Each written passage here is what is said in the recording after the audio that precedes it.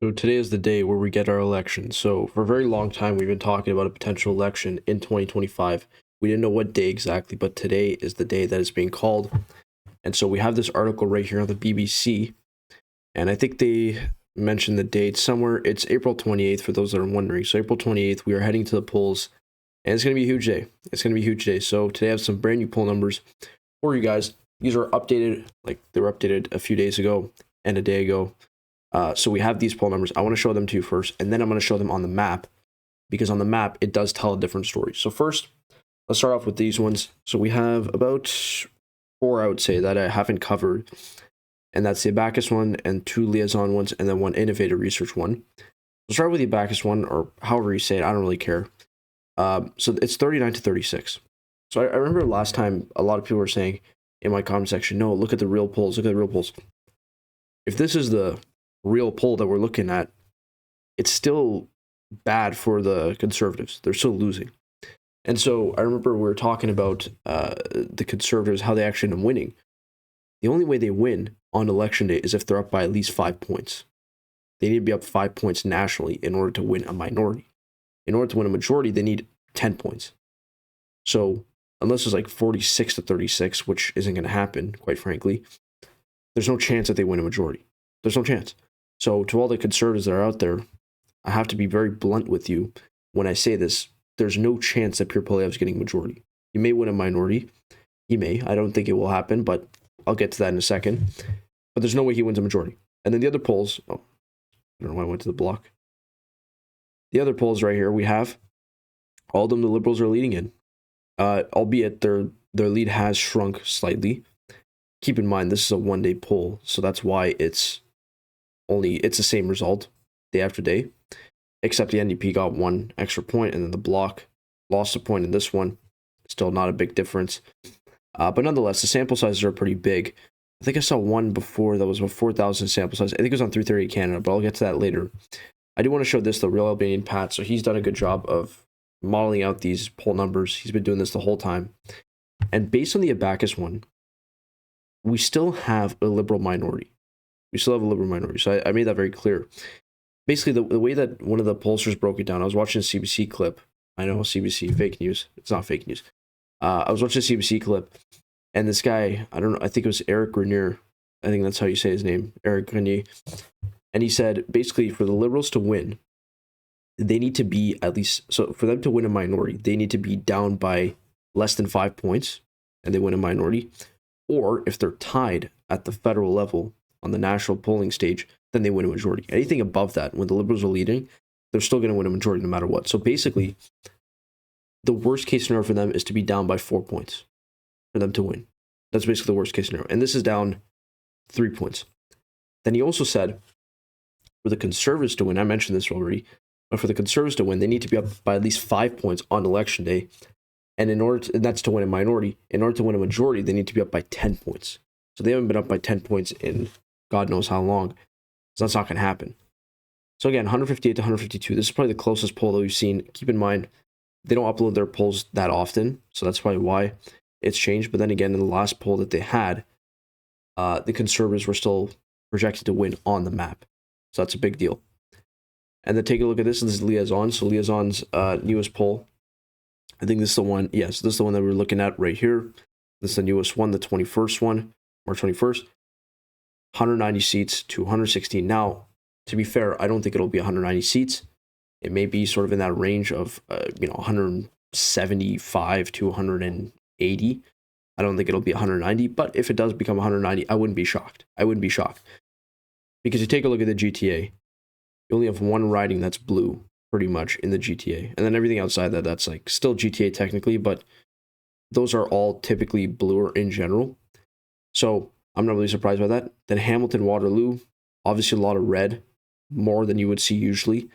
Vancouver, a lot of red as well. Winnipeg, and then Montreal, obviously a lot of red.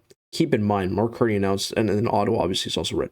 Keep in mind, Mark Carney announced that he would be running in Ottawa, so that's a big deal. Many people are saying, oh, he's going to run Edmonton. Not going to happen. Still, though, the Liberals are winning in some Edmonton ridings, which isn't really surprising to me. I sort of did expect him to win at least 2 or 3 Edmonton ridings. Maybe not 5, but If they do win 5, I wouldn't be surprised. But nonetheless, they're still winning by quite a bit. And then the NDP obviously is getting wiped out at 6 seats. They're not doing well at all. Now, do we look at 338 Canada? 338 Canada is the aggregate.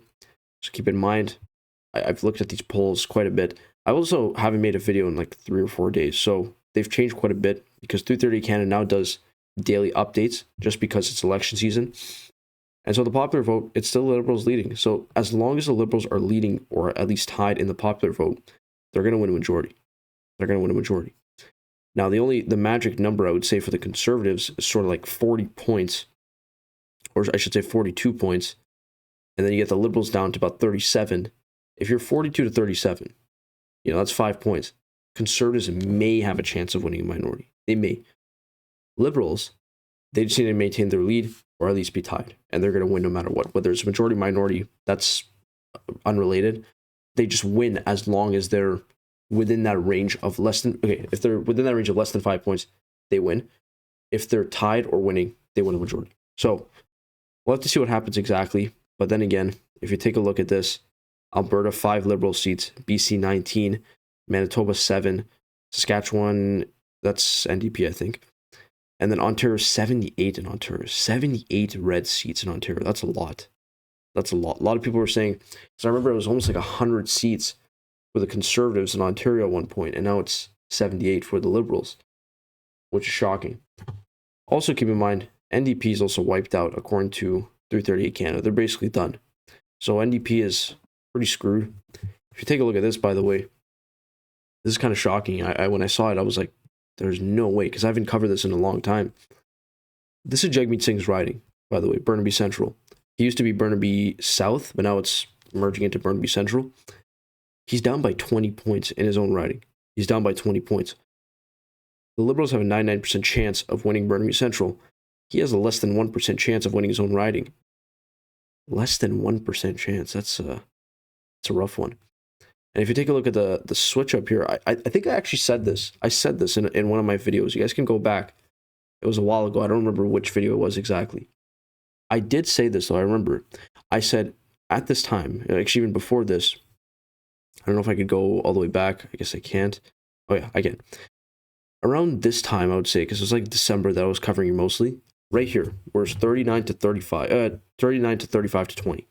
I said, guys, look, the Liberals are probably the dark horse in this riding. They're the dark horse. And you saw this shift, this incremental shift. When Carney became the leader, it basically just exploded beyond that point. They basically took off and started winning, like, entirely. So I was right about that. The Liberals were a dark horse in this riding. And then look, this is the highest chance they've had of winning this riding ever. I think ever, actually, if you look at the numbers. And if you take a look at the numbers in previous elections, they haven't done really well in this riding. So they're 43%, which is astonishing considering the fact they're at 31 in 2021. And then the NDP basically just collapsed. They collapsed. Jagmeet Singh has collapsed. His party is in shambles. I mean, they're hemorrhaging support to the Liberals, and it's a disaster for them. It's a disaster for the NDP. So this is another thing. I was covering this on CBC, and this is a topic I want to talk about in a second, because I'm going to get to an article that sort of talks about this. The biggest question that we're probably going to have in this election is tariffs, but more in a broader sense, the economy. It's no longer the carbon tax. It's no longer Justin Trudeau. It's no longer inflation, really, even though inflation is here to stay. It's going to be the economy and tariffs. Those are the two things, and that's a fact. I mean, you can look at any sort of genius out there, and they'll tell you that that's the fact. That's the fact of what's going to happen in this election. It's the economy and tariffs. And if you take a look at this graph right here, I don't want to go back on Justin Trudeau because he's not really relevant in this situation or in this election. But he is and he is complacent in this situation, which is change in real GDP per capita between 2015 quarter one. So that was actually still Harper was still the prime minister at that time, but he became prime minister during quarter three or so, Trudeau, and then 2024 quarter four. So this is until the end of Trudeau, basically. Canada has had a 1.4% real GDP growth rate. 1.4%. And that's 41st in the world.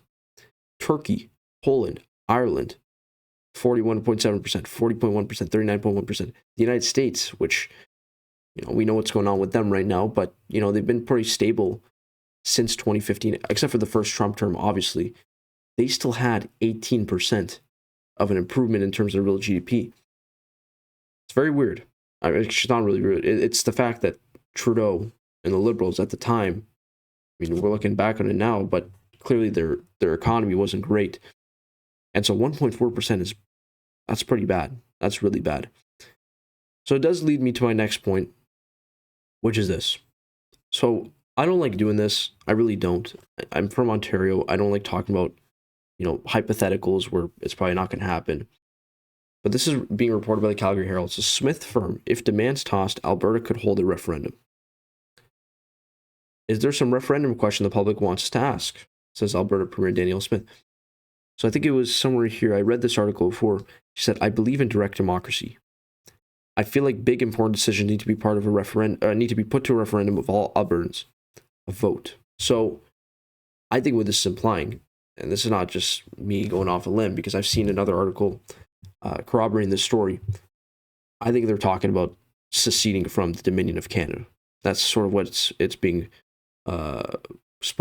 spoken about. Now, my view on this is very simple. If Alberta did try to secede, it's illegal, so they wouldn't be able to under the Canadian Constitution. It wouldn't happen. But there is a number of people within Alberta that are hoping to secede from the Dominion. Those people, frankly, I mean, I don't understand the perspective, but those people will have a voice, but they won't ever lead the charge. Like, they won't ever be able to secede. There's no world in which Alberta will become part of the United States or will become their own country. There's no world. It won't happen. And I've seen a lot of people in my comment section too, which is surprising because I'm totally against the idea of Alberta seceding. I think that's the most ridiculous idea ever. But I've seen some people in the comment section, they're like, yeah, the West, so the prairies and the West, Saskatchewan, Alberta, some say Manitoba, but I don't think Manitoba's included. Alberta and Saskatchewan would secede from Canada. That's such a ridiculous idea. That's not going to happen.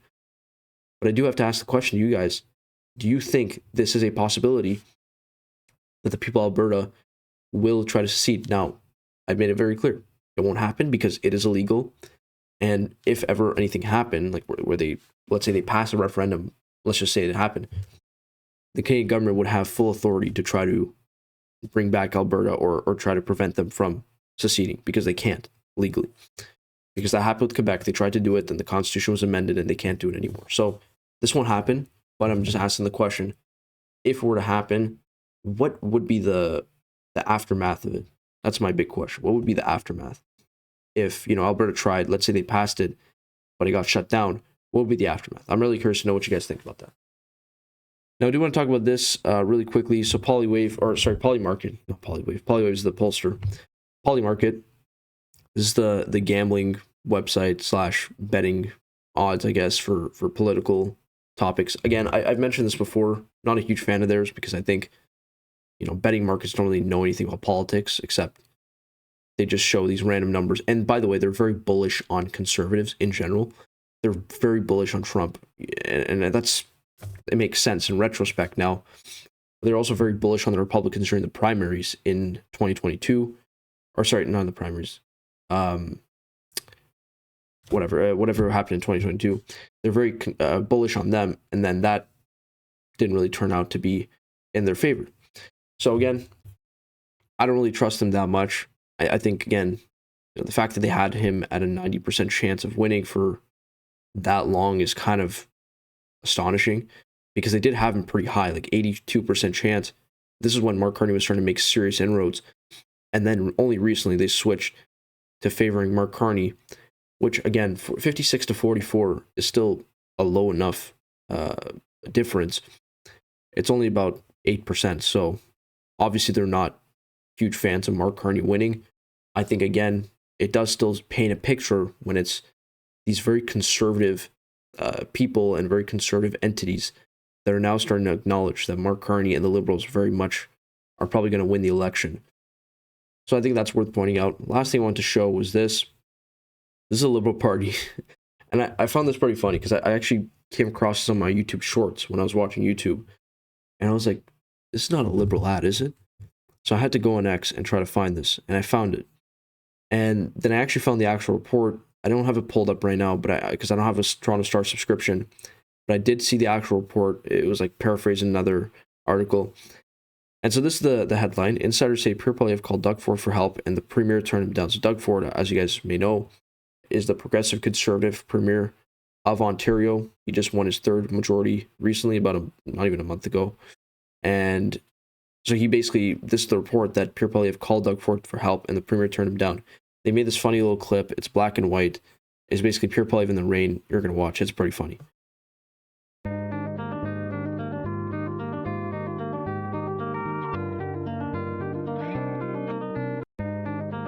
Yeah, I'm going to watch it. Yeah, I don't know.